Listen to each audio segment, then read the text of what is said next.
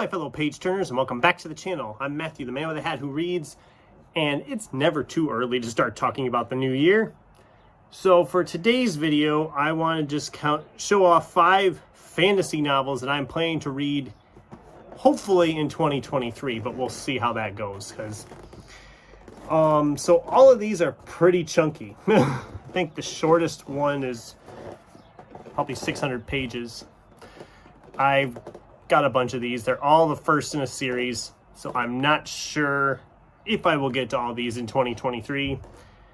I just know there's no way in heck I'm getting to them anymore in 2022.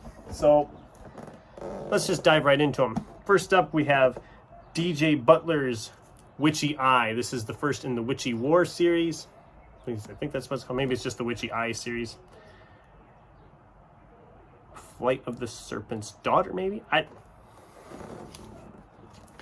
I don't know. It's the first in a series. Kind of set in like the early years of America, if the witches kind of didn't get hunted out with the whole silent witch trials and stuff, and they kind of got raised up in America, it sounds like. Alternate history for North America, and where Appalachian folk magic has shaped the landscape and society. I actually picked this one up because someone actually gifted it to Mike over at Mike's Book Reviews, and it sounded interesting, so I thought I'd give it a try. That's been a year and a half ago.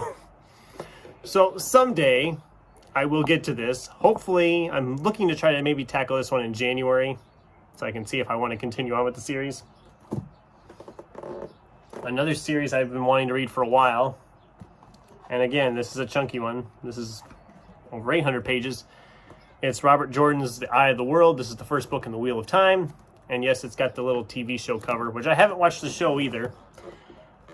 But I've been wanting to tackle this series for a while.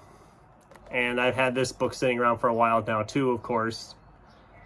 And I'm hoping to get to this one next year. I wanted to squeeze it in this year, but the way the year's looking, it doesn't look likely. I do want to try to get The Witcher finished this year. That's my big fantasy push right now. If I get that finished, maybe I'll squeeze one of these in December, but I'm doubtful.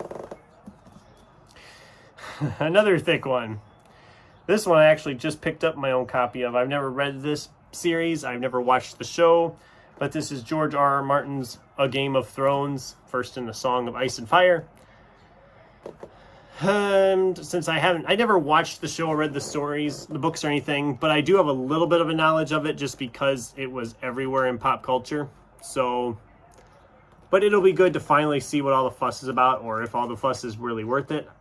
It's a lot. There's a lot here. Don't know when I'll get to this, but I know I will at some point.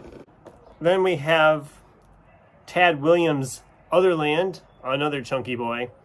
I've read some Tad Williams before. I read his Bobby Dollar trilogy, which was an urban fantasy thing, and really enjoyed his writing style and wanted to try more from him. And I've seen a lot of people talking about Otherland lately, so I thought I'd give it a try if I could find a copy for sale at half price, and I did. So again, I don't know when I'm going to get to this one, but I will at some point. I'm hoping to get to all of these in 2023, like I've said, and like the title says. I don't know if I will or not, but that's kind of the plan. And the one I'm probably most excited to get to of all of these, and is also the shortest of all of these, it looks like, is Joe Abercrombie's The Blade Itself. It's the first book in the First Law trilogy. I've heard really good things about Abercrombie's stuff. I really want to dive into this world. And so when I finish The Witcher, this is probably the first one I'm going to try to get to committing the whole series to. Unless, like I said, I squeeze Witchy Eye in there somewhere. I might squeeze Witchy Eye in December. Just depends. I've got 5 books left to read of The Witcher. And I'm not going to get to any of them in September because that's Sci-Fi September. I'm not going to get to any in October because that's October of Horror. So it'll be November before I really can get at them, unless I get 2 of them read in August, which might happen, but who knows. I'm still kind of working out the TBR completely for August. I'm hoping to get 2 of them in August, but we'll see what happens. But yeah, that was just a quick video I wanted to make, just showing that I do want to read more fantasy stuff, and I have the fantasy stuff. Money shot.